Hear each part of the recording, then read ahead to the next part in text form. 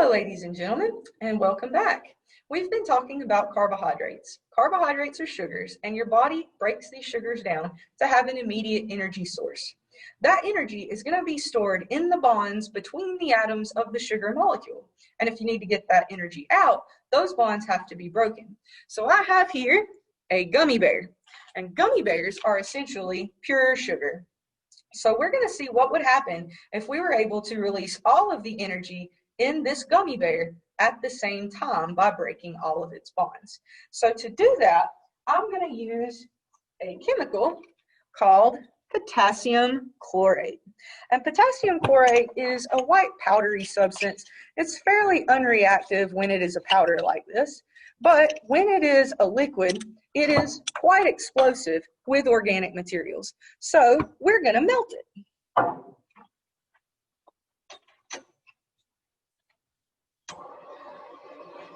As I'm melting this potassium chlorate, I want you guys to remember that sugar is broken down in your body through a process called cellular respiration. And cellular respiration requires oxygen, which is why you have to breathe oxygen in. It's also going to require a source of sugar, like glucose, for example. And glucose and oxygen are your reactants for cellular respiration. Your products are carbon dioxide, water, and adenosine triphosphate, which you can think of as ATP, and that is your body's energy currency. That is what you're actually going to use as energy. And we're going to break that sugar down to make it. Now keep in mind that cellular respiration produces the same compounds as you would find in a combustion reaction. So combustion reactions break down organic compounds like sugar, for example, and they break that sugar down into carbon dioxide and water and some sort of heat. In our case, we use ATP for energy, but if you were just looking at combustion reaction, you're just looking at heat as the energy that is released. So if we were going to break this sugar down outside of the body, it's going to take a very, very long time period. This bag of gummy bears has been sitting in my office for about a year and a half now, okay? So not only is it going to take a very long time to break down this sugar outside of the body, but it can also take very high temperatures, temperatures that your body can't achieve, and you still live. So we use something called enzymes to break sugar down in a manner that is faster than we would see in nature.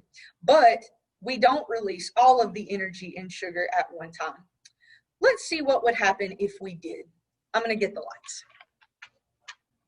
Now that I've added enough heat so that this potassium chlorate is melted, I don't need to put any more energy into this reaction. I can just drop this gummy bear in, and we're going to see what happens.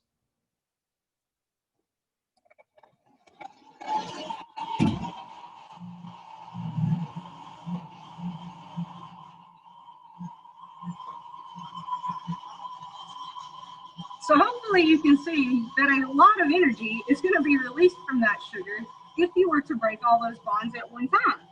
This is why your body is going to use something like an enzyme instead of a chemical to break that sugar down, like potassium chlorate.